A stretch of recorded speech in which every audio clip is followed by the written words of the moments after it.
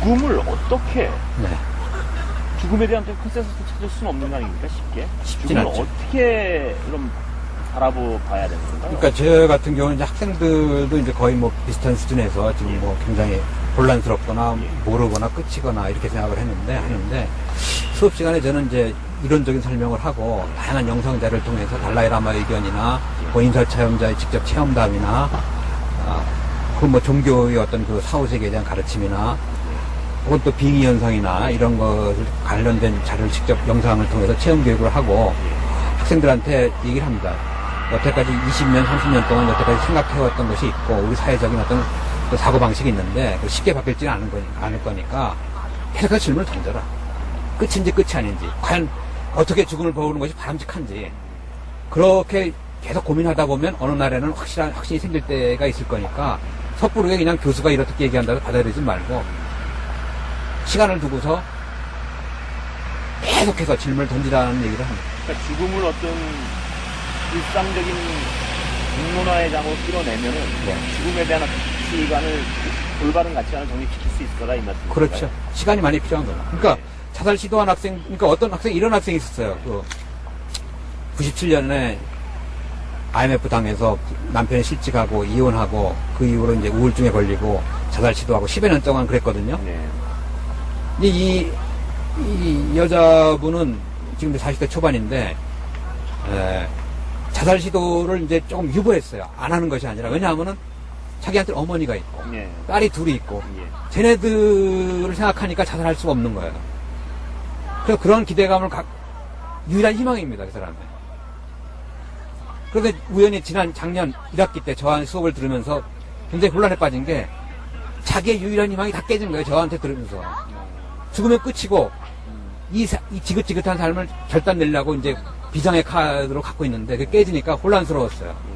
혼란스러워서 한 학기 내내 고민도 하고 이제 그랬는데 결국 이제 책도 자기가 레포트로 내준 책을 읽고 또 이제 가끔 만나서 얘기도 하고 하면서 이제는 끝이 아니라는 확신을 갖고 있는데 근데 이제 자기는 바뀌었는데 다른 주위 친구들한테 얘기하니까 친구들은 자기가 옛날하고 똑같은 거예요. 그러니까 대화가 안 된다는 겁니다. 그러니까 저한테 한 학기 동안 수업을 들은 애들은 대부분 다 바뀌는데 듣기 이전에 자기 모습을 주위에서 많이 보니까 안타깝다고 저한테 얘기를 해요. 그러니까 이제 그게 이제 교육에 의해서 많이 바뀐 거라고 얘기할 수 있는데 그럼 근데 죽음에 대한 어떤 네. 가치관을 바꾸면 왜 더 좋은 삶을 살 수 있는 건가요? 그러니까 그 죽음을 교육하고 죽음을 그러니까 임사체험자들 예를 들면은 이렇게 얘기할 수 있어요. 임사체험자들은 자기가 원해서 한 것은 아니지만 그런 체험을 했고 죽음은 끝이 아니고 그래서 빛의 존재를 만나고 자기 삶을 회상하고 이미 죽었던 누군가를 만나고 그러다가 우연히 다시 되살아났고 자기가 그런 체험한 내용은 전혀 몰랐던 거고 죽으면 이런 세계가 있구나. 그러면 삶이 바뀌거든요. 삶이 세속적인 데서 벗어나서 어떤 영혼이나 영적이거나 종교적인 생활에 더 심취하게 되고 봉사활동하게 되고 이런 식의 변화를 겪게 됩니다. 바꾸게 됩니다. 그런 식의 그러니까 임사체험자 예를 통해서 보더라도 죽음을 공부하고 죽음을 체험하게 되면 그런 식의 변화를 보이는 것은 일반적인 패턴이라고 얘기할 수 있습니다. 근데 임사체험을 못한 사람들의 경우는 없어요. 못한 사람들이 교육을 통해서 교육을 통해서 간접 체험을 하고 자기 스스로 죽음을 준비함으로써 삶을 준비하게 되는 거예요. 그러니까 죽음 준비는 간단히 이렇게 말씀할 수 있어요. 죽음의 차원과 삶의 차원을 나눠서 얘기할 수가 있는데 죽음 준비는 첫째 죽음의 차원에서는 죽음은 갑자기 찾아올 수 있으니까 언제 찾아오더라도 편안히 죽을 수 있도록 준비하라는 것이고 죽음 준비는 삶의 차원에서는 삶의 시간이 제한되어 있으니까 보다 의미 있게 살도록 노력하라는 것이니까 죽음 준비는 한마디로 삶을 보다 의미 있게 삶으로써 죽음을 편안하게 죽을 수 있도록 준비하라는 거니까 죽음 준비는 바로 삶의 준비입니다. 그러니까 죽음 준비하지 않고 산다는 것, 죽음을 제대로 이해하지 않고 산다는 것은 삶을 보다 의미 있게 살지 못할 가능성이 크다라고 얘기할 수 있는 거죠. 잘 죽는 건 뭔가요? 잘 죽는 것은 뭐 좀 한마디로 얘기하면 웃으면서 죽을 수 있는 거지. 우리가 잘 사는 사람은 그 밝은 모습으로 웃으면서 살잖아요. 마찬가지로 죽음도 행복하게, 여유있게, 웃으면서 죽을 수 있는 사람.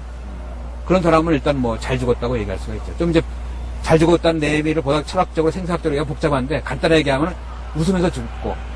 거꾸로 얘기하면 아까 말씀하신 잘 살아야지 잘 죽는 그렇죠. 잘 사지 못한 사람이 잘 죽는다. 이건 불가능해요. 그러니까 어떤 사람이 자살했으면 그 사람은 영혼의 수준이 그것밖에 안 된다. 이렇게 얘기할 수 있어요.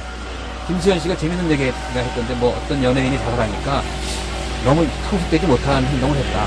그런 식으로 얘기하더라고요. 그러니까 자살은 결국 성숙하지 못한 행동이라고 얘기할 수가 있는 거죠. 예. 그럼 이제 좀 구체적 방법으로 들어가죠. 요새는 자살 연령이 자꾸 낮아지는 맞아죠. 예. 초등학생까지 뭐 자살. 그렇죠. 거기에 문제점은 뭔가요, 초등학생? 그러니까 이제 초등학생도 이제 국제중학교다, 영어 네. 몰입교육이다 해가지고, 영어 몰입교육 나오면서 애들이 옛날에 영어학원 하나 다녔는데 2개 다닌다는 겁니다. 그러니까 초등학생, 유치원 때부터 이제 영어 유치원하고, 최소한 초등학생 때부터는 놀리면서 노는 것이 가장 좋은 교육인데, 예. 초등학교 때도 과열로 치달는 거죠. 결국 교육 스트레스가 가장 크다고 봅니다. 예. 근데 초등학생과 성인의 자살과의 차이가 있나요? 그 위험도나 그런 데?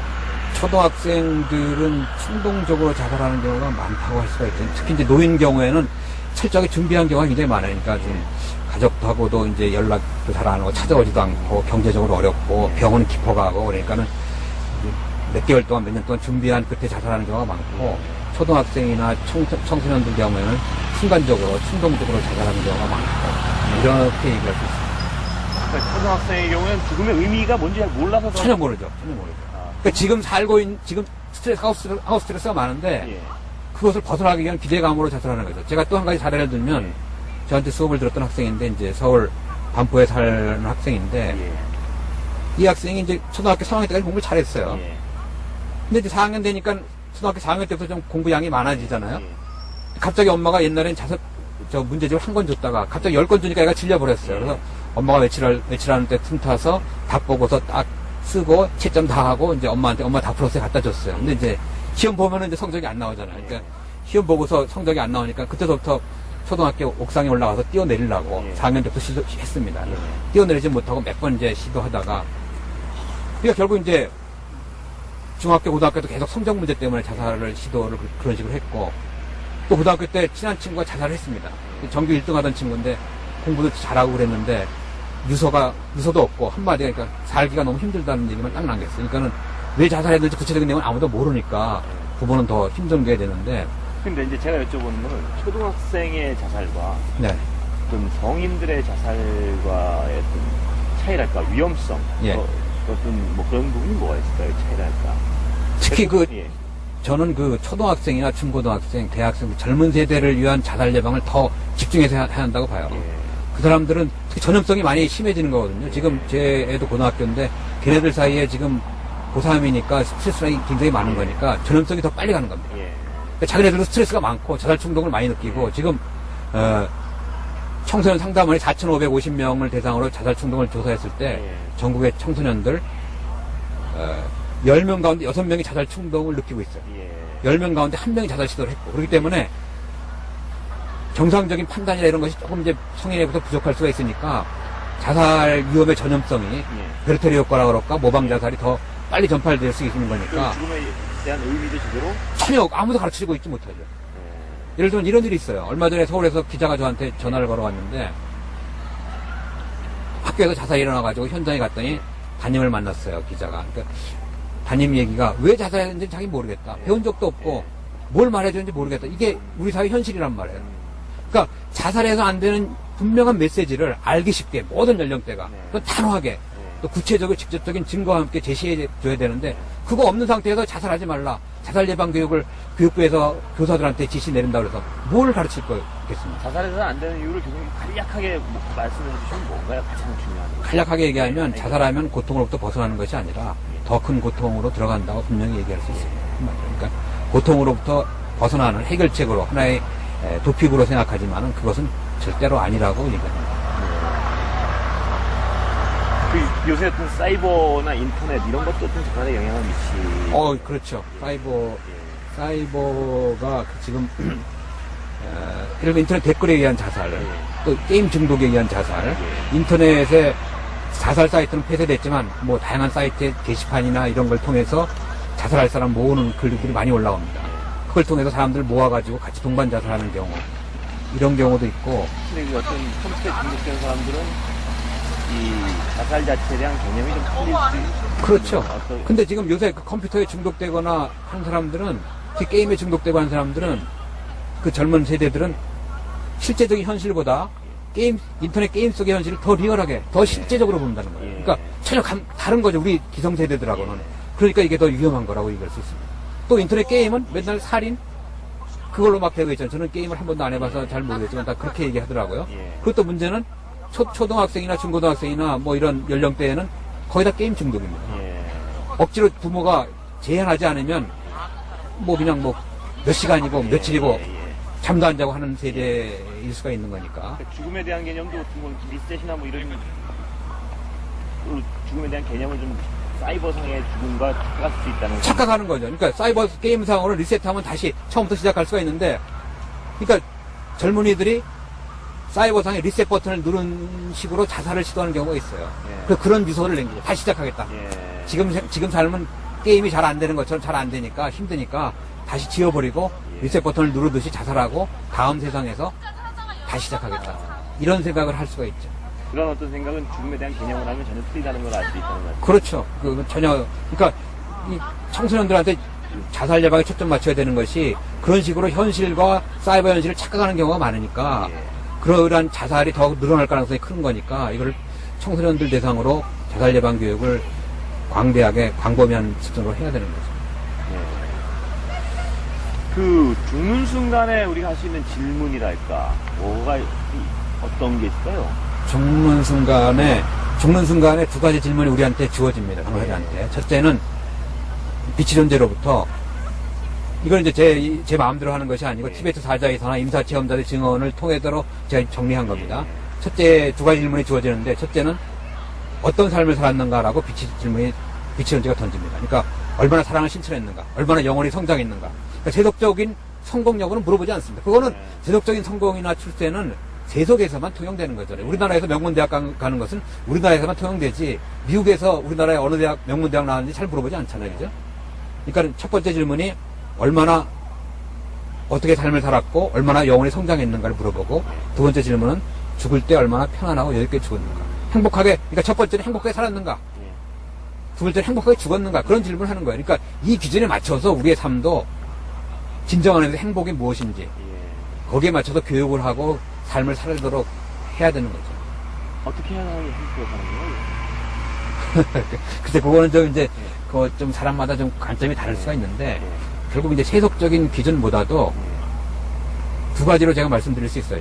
이제 영적으로 영혼이 성장을 해야 되고, 영혼이 성숙해야 되고, 세속적인 가치 기준에 휘둘리지 말아야 되고, 두 번째로는 좀 더 사랑을, 주위 사람들에 대한 배려를 좀 더 많이 실천하는 그런 것을 제가 간단하게 얘기할 수 있습니다. 그럼 실질적인 이제 본인의 자살 예방 말고 주변인들의 자살 예방을 위해서는 어떤 식으로 해야 되나요? 그러니까 그 징조 같은 걸 느낄 때, 주변인들의 자살 징후 이런 거를 좀 느낄 때는 어떤 식으로 대처를 해야 되나요? 일단 그 사람의 이야기를 뭐 때문에 자살 시도하는 이유가 있을 거 아니에요. 그 사람을 얘기를 속 시원히 들어줘야 됩니다. 그 사람이 이런 어떤 얘기를 하고 싶을 때 못하는 경우는 보면은 자살 충동자들을, 학생들 얘기를 들어보면은 내가 이 얘기하면 좀 자존심이 상한다. 그러니까 말을 못하거든요. 그러니까 실제로 자살 시도를 여러 번 학생이 아무렇게도 얘기하지 않았어요. 저한테만 얘기했습니다.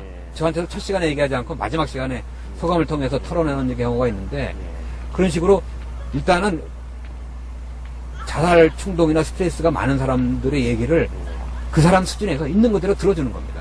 그 사람의 문제를 해결해주기 쉽지 않거든요. 같이 슬퍼해주고 같이 밤새도록 언제든지 네가 원하면 해줄 수 있다는 그런 메시지를 보내줄 필요가 있죠. 아, 그것만으로 해도 그렇습니다. 한 사람이라도 그 사람의 얘기를 있는 그대로, 거짓 없이 있는 그대로 털어놓을 수 있는 사람이 있다고 한다면 그 사람은 벌써 해소 효과가 있거든요. 스트레스가 자살을 시도할 가능성이 떨어지는 거죠. 그런 사람이 없는 경우에 자살하는 경우가 많죠.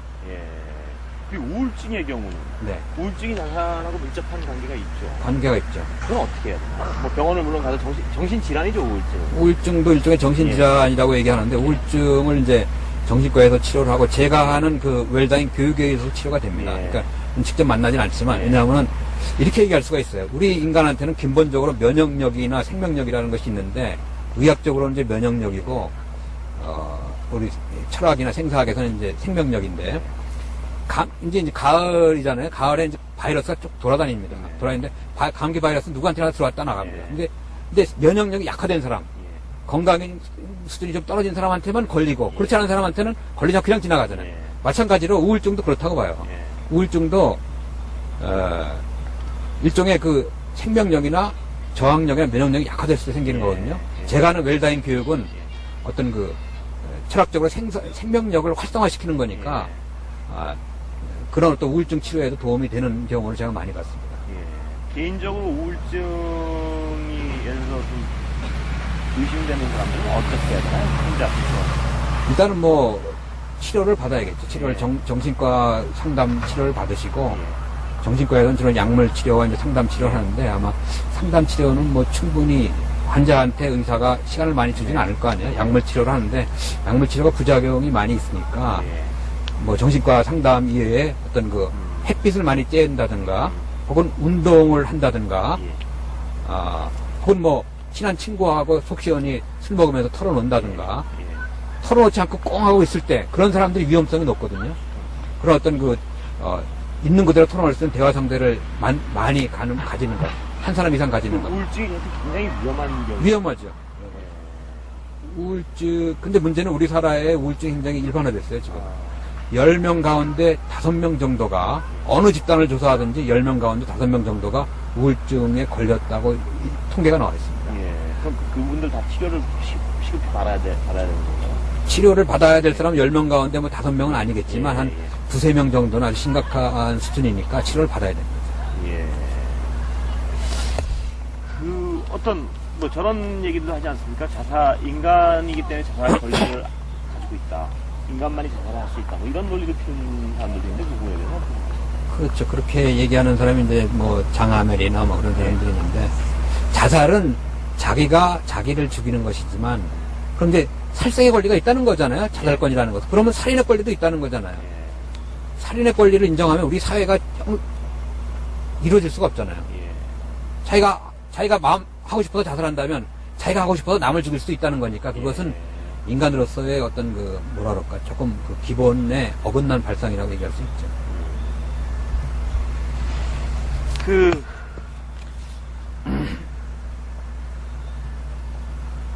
제가 대강 뭐 여쭤볼 건 다 여쭤봤는데요, 교수님. 네.